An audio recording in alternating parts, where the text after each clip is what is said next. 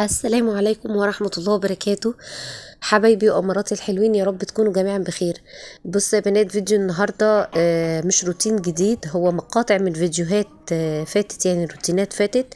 بس كنت حابة أتكلم معاكم في نقاط مهمة جدا. احنا في أيام مفترجة في العشر الأواخر من رمضان، فيهم إن شاء الله ليلة القدر، وربنا يبلغنا يا رب ليلة القدر. اللهم بلغنا ليلة القدر يا رب، وجعلنا من الفائزين فيها يا رب العالمين. وتقبل منا يا رب كل الأعمال، وجعلها خالصة لوجهك الكريم يا رب العالمين. اللهم صل وسلم وبارك على سيدنا محمد وعلى آله وصحبه أجمعين. عايزة أتكلم معاكم النهاردة في أهم دعاء طبعا لازم نقوله في العشرة الأواخر من شهر رمضان.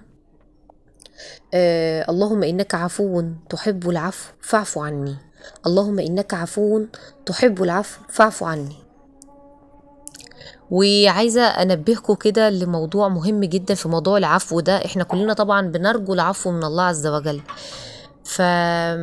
في دايما حديث، لما دايما بقول الدعاء ده في العشر الأواخر من شهر رمضان في كل عام، يعني بفتكر الحديث ده وبيخطر على بالي، فحبيت ان انا يعني اتناقش معاكم فيه كده واذكركم بيه. حديث عن الرسول صلى الله عليه وسلم، كنا بندرسه زمان في المدرسة، يعني وانا صغيرة زمان كان في مادة الدين.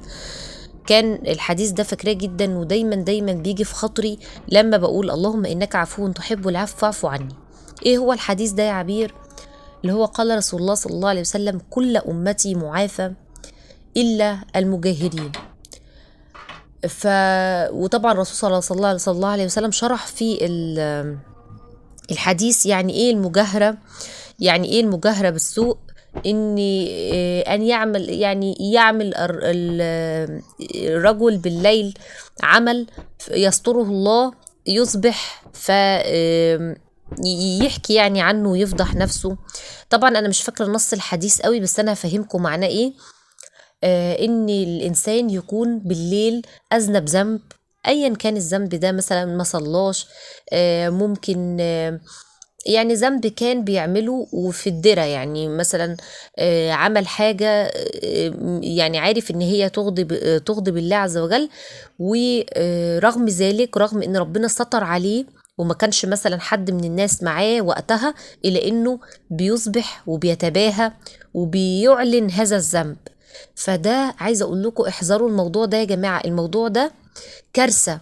الموضوع ده كل أمتي معافى إلا المجاهدين، وإحنا دلوقتي في الأيام دي عايزين العفو من الله عز وجل. فخلوا بالكم جدا من الموضوع ده. خلوا بالكم من صور الجهر بالذنب، إنك مثلا تقولي أنا ما بصليش، يعني وتعلنيها قدام الناس وتقولي أنا ما بصليش. لا، يعني انت ما بتصليش وربنا سترك، لا يبقى تحاولي ان انت تظبطي نفسك، وتحاولي ان انت تسمعي دروس كتير عن موضوع الصلاة والمواظبة في الصلاة، وما تعلنيش ابدا ذنب زي ده. يعني الواحد بيبقى يستحي من الله عز وجل ويستحي من الناس ان هو يظهر ذنب.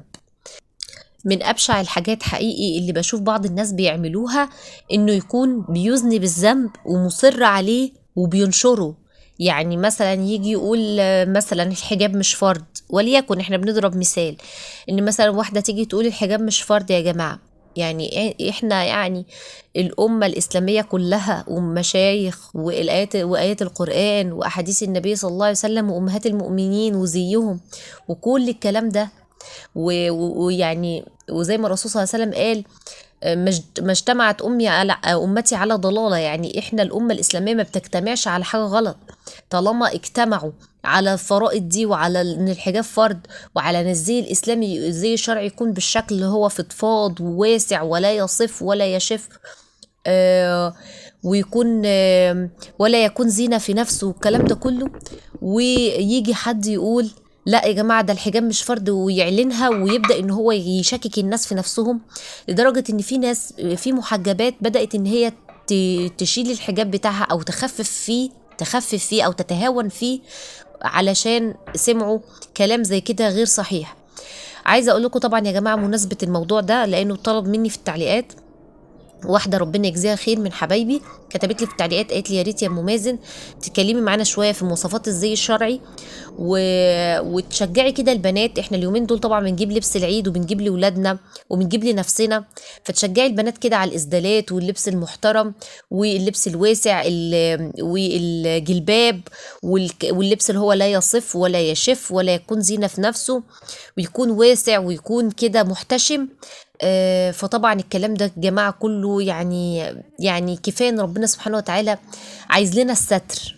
ربنا عايز لنا احنا كبنات الستر، لان احنا جميلات. يعني البنت بتبقى كده ما شاء الله، بيبقى كلها جمال ولازما ان هي الجمال ده تحافظ عليه تحافظ عليه، ودايما دايما يعني ترضي ربنا، عشان ربنا سبحانه وتعالى يزيدها جمال ويزيدها بركة ويتقبل منها يا رب العمل الصالح. وتحاول دايما ان هي تخليها مع الصحبة اللي يشجعوها على ده، لان يا جماعة الصاحب ساحب. يعني ما ينفعش ان انا مثلا يكون كل زمايلي كل اصحابي مثلا يعني زيهم مش شرعي وبقى وميك اب كامل خارج البيت. طبعا انا بتكلم خارج البيت، اما داخل البيت فعادي بقى، يعني خدوا راحتكم.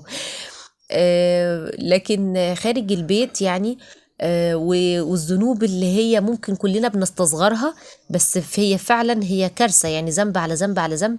بتلاقي ان الواحد الطاعة اللي هو بيعملها مش هتكفي قصاد الذنوب دي، واحنا مش عايزين كده. احنا عايزين نثقل ميزان حسناتنا، عايزين نكون فهو في عيشات الراضية. عايزين نكون من الناس دي، مش عايزين نكون من الناس اللي هي واما من خفت موازينه فامه هاوية. احنا مش عايزين النار، مش عايزين يعني بنتمنى كده ان ربنا سبحانه وتعالى يتقبلنا كده في عباد الصالحين، ويتقبلنا كده من عباده المخلصين، ونكون فعلا عرفنا نجاهد انفسنا جهاد صح. لان هو ده الجهاد الاكبر، ان انت تجاهدي نفسك وتكوني مثلا شايفة ان شكلك في اللبس ده هيكون احلى، بس انت بتحاولي انك يعني تلبسي لبس ربنا سبحانه وتعالى يكون راضي عنه، حتى لو هيكون مش في يعني مش في قمة الروعة او قمة الموضة يعني، بس انتي بتبتغي بيها وجه الله سبحانه وتعالى، ان انا اهم حاجة يكون ربنا راضي عني.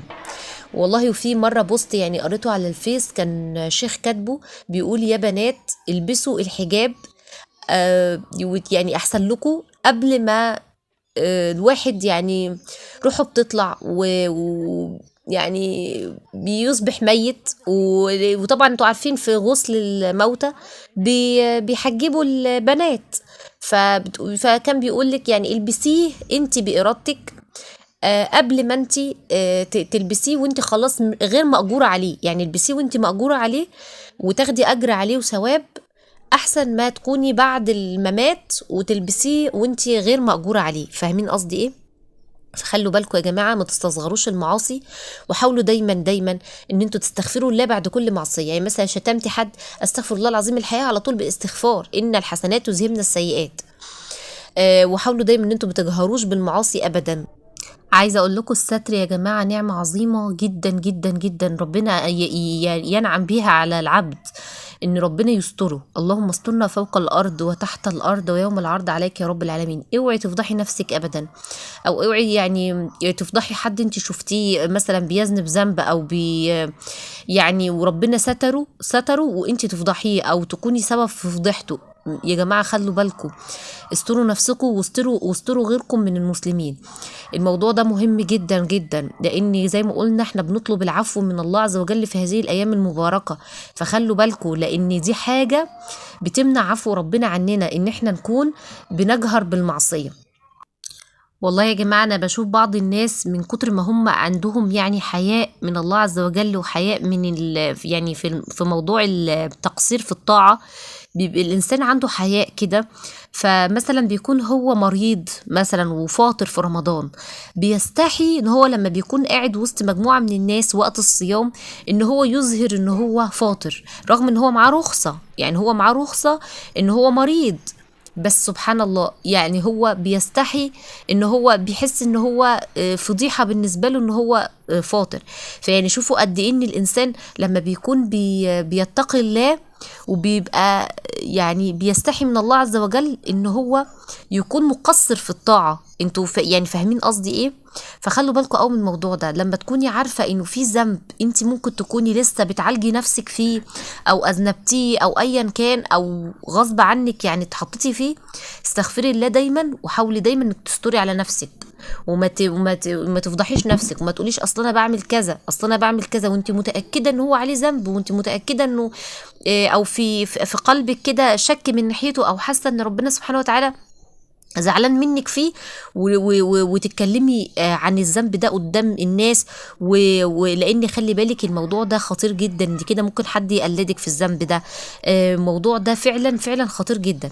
فخلوا بالكم يا جماعة، ودايما دايما استغفروا ربنا بعد اي ذنب مهما كان صغير.